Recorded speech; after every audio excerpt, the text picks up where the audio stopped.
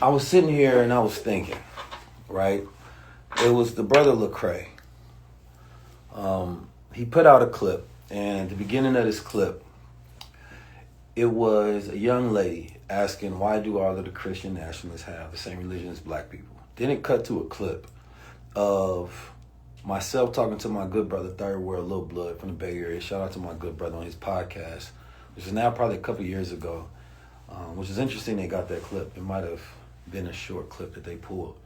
And in that clip, I was talking about how a lot of black men have white Jesus tatted on them, right? And this disconnect between this idea of white Jesus. I don't know where the full broader conversation was, because that conversation happened a long time ago, right? But I know I have a lot of Christian followers. I have a lot of Muslim followers. I mean, a lot of people I work with, most of them a lot of times are Christians, right? And it's interesting. And in the clip, he has a brother, and I don't know who this individual is, but he asserted false claims about Masfar Muhammad, right? For those who don't know who Masfar Muhammad is, he is the one who taught the Honorable Elijah Muhammad for 3.5 years, and the Honorable Elijah Muhammad started the Nation of Islam from there on. And so in the clip, he asserts that Masfar Muhammad, right, is a white man from Europe, which is interesting because Masfar Muhammad is not a white man from Europe. He is a mixed man from Mecca. And when I think about our Christian brothers and I think about black Muslims, they have something in common actually in that regard, that both of them have what could be considered a savior from the Middle East.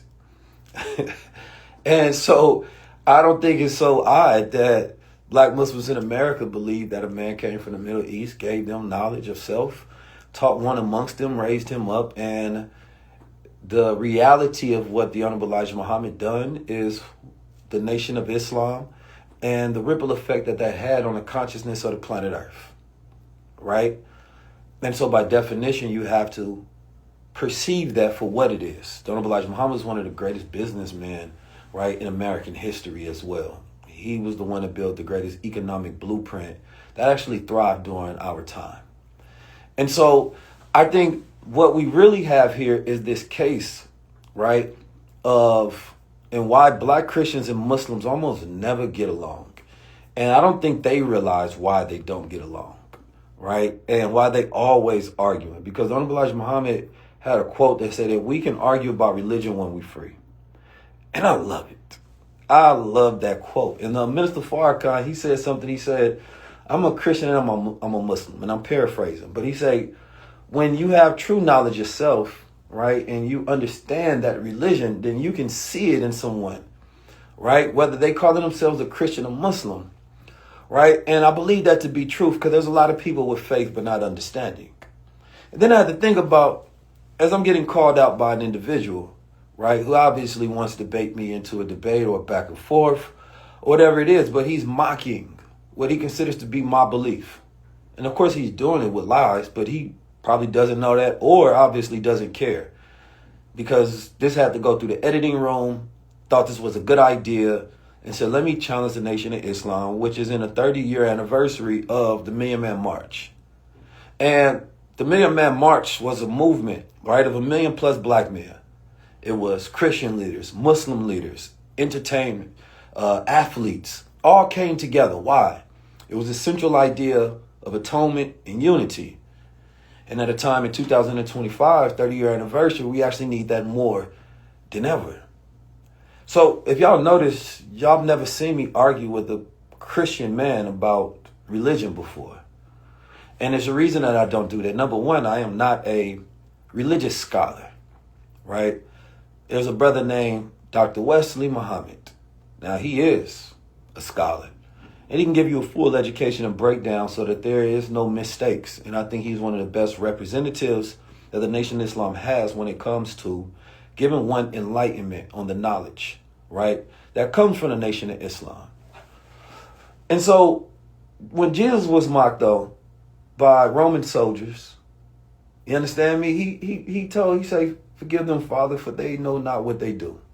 And the thing about Muslims is we believe in Yahweh. We believe in Jesus, right? Chapter 19, verse 19 is one of the first times it talks about the birth of Christ in the Holy Quran.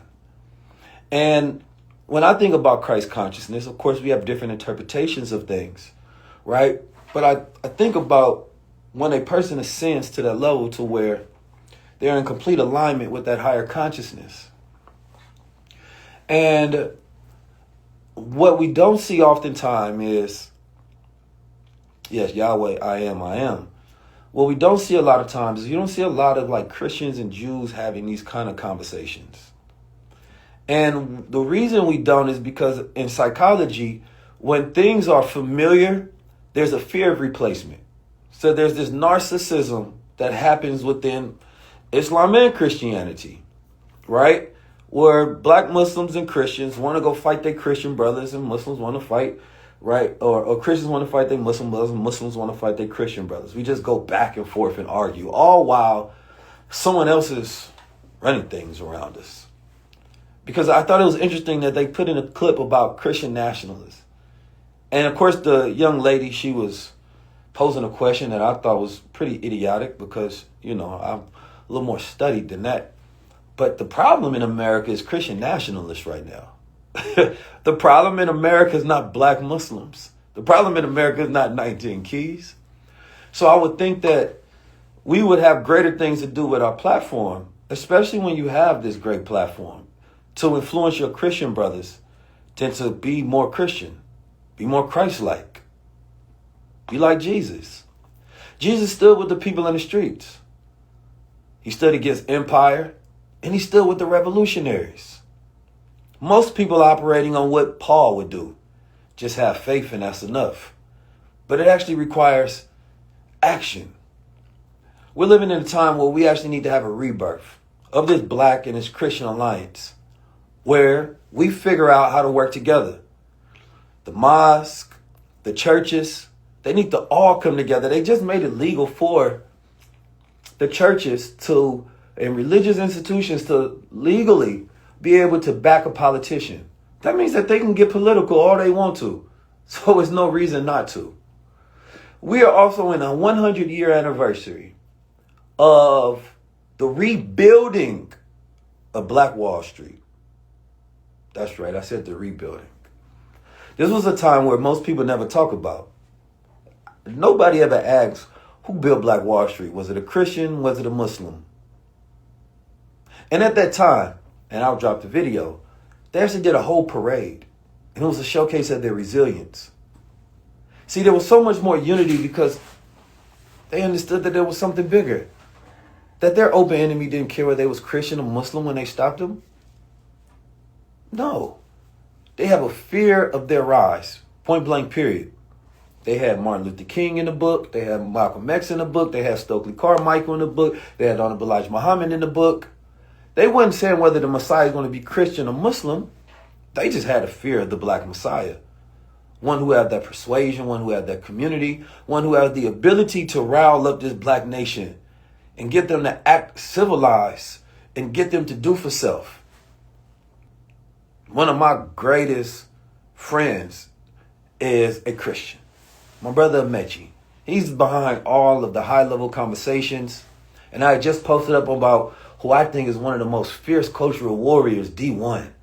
Oh, and he's a proud Christian man, but he's a real Christian man. I love the action because I think he's Christian in his actions. I'm not a perfect Muslim by far. That's why I never say, hey, follow me in my religion.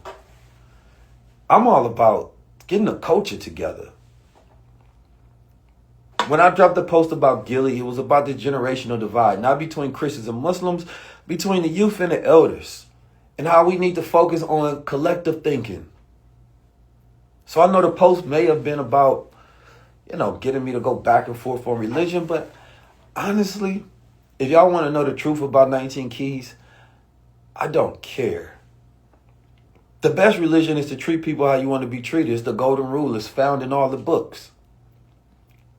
I don't care about debating someone on who's right or wrong. Our good brother Billy Carson had a debate with a white Christian scholar, and they considered him to lose that. And after that, the whole Christian world emerged against him. He's the false Messiah. He's this. They was Adam.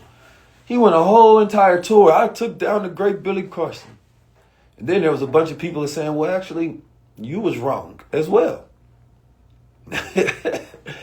And I used to think about it. I used to say, man, debates are interesting because it's about who's more right at that moment, not who's actually correct. Right? Because in a debate, you really got to be prepared to defend your point. But it's not about truth. Similar to in the courtroom, who can put up the best argument? Who can make the best defense? And so Christians and Muslims have debates all the time. Just because you win that debate in a moment don't mean you actually right, because somebody of superior knowledge can make you seem like a fool as well. And that's what we go back and forth. Growing up, they used to call it intellectual masturbation. We're just trying to get off on whoever seems like they the most right. If you understood, like I understood, that they literally want to put you in physical and digital slavery. They don't have a plan for just black Muslims or black Christians. There's a plan for black people. I don't remember ICE saying, which ones do you use, a Christians or Muslim, before we take you?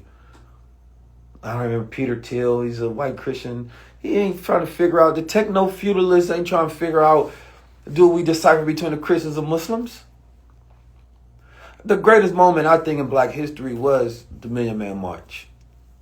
If there was something that inspired people, I think Jesus would have loved it. He would have seen all those people together for the focus of coming together in atonement in a peaceful manner, treating each other as brothers and sisters with love and respect. Man, that would have made Prophet Muhammad, peace be upon him, right? And Jesus shed a tear. Martin Luther King would have been like, oh, I see the mountaintop. Malcolm X, that's right, brother. And so I think that we're probably most likely just immature and a bit of narcissists. We fear the familiar. See, Jews don't even claim to believe in Jesus, but we don't argue them because theirs can't replace ours because they're so dissimilar to us. We don't think that that's going to be a choice of replacement. It's just the psychology of what's too familiar. But we don't even think about it like that. Yes, Muslims believe Jesus is a prophet, and he's mentioned in the Quran a lot. He's loved and beloved.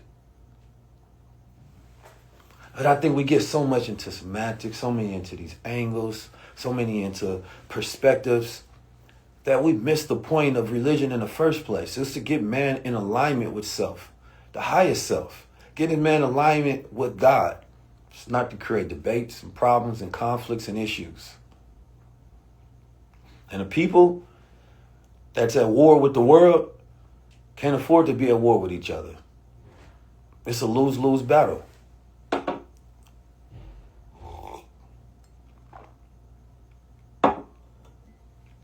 You may not agree with the black Muslims, but they are a net positive for the community.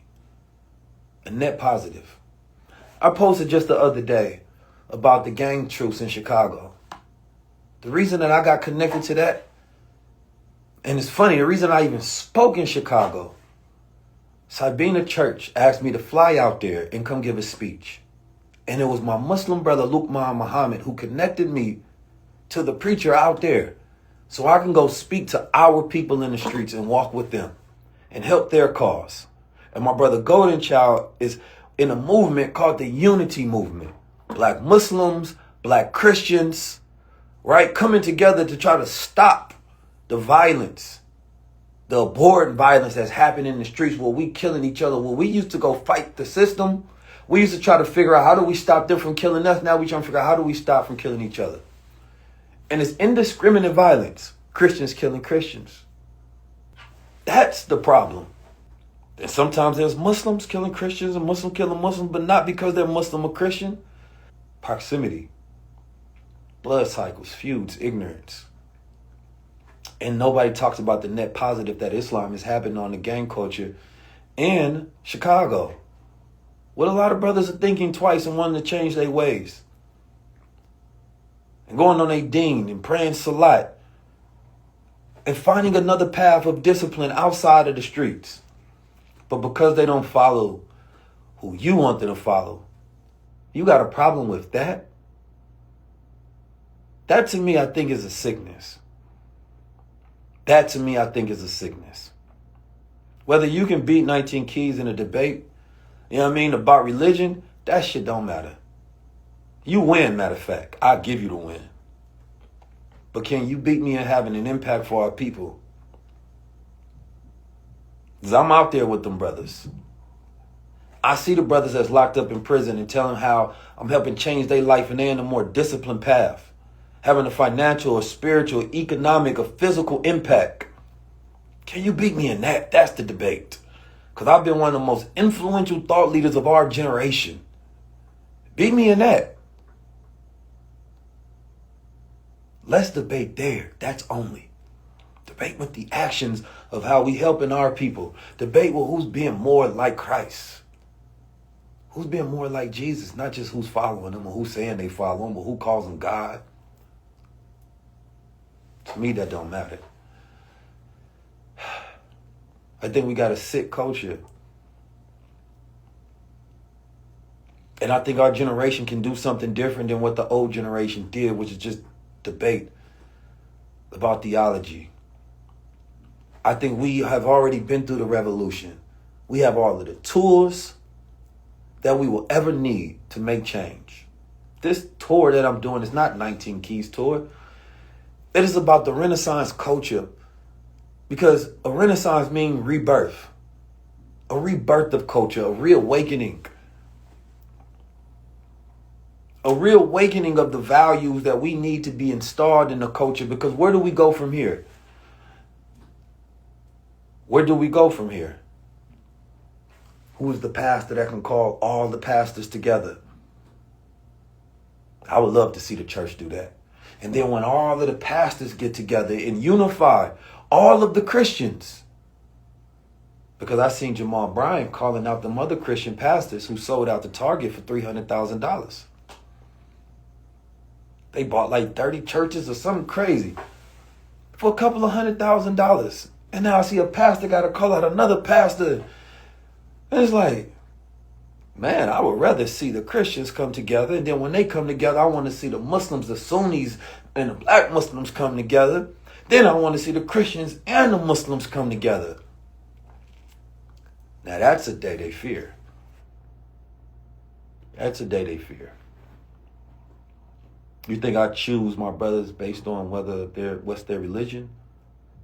Nah, that's not how I choose my brothers. I choose my brothers based on those who want for themselves what they want for me. And they choose me based on me wanting the same thing for them. Because that's what matters.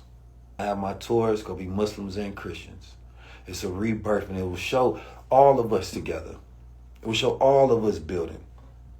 Right? It will show how we have a cultural change and an impact on our economics, our entertainment industry, of us owning our culture and our cultural sovereignty. It will show us decreasing the crime rate because we're giving an alternative solution, an alternative lifestyle. It will show us gaining physical discipline and wellness over our body, replacing the rituals of death and bringing life back into the culture.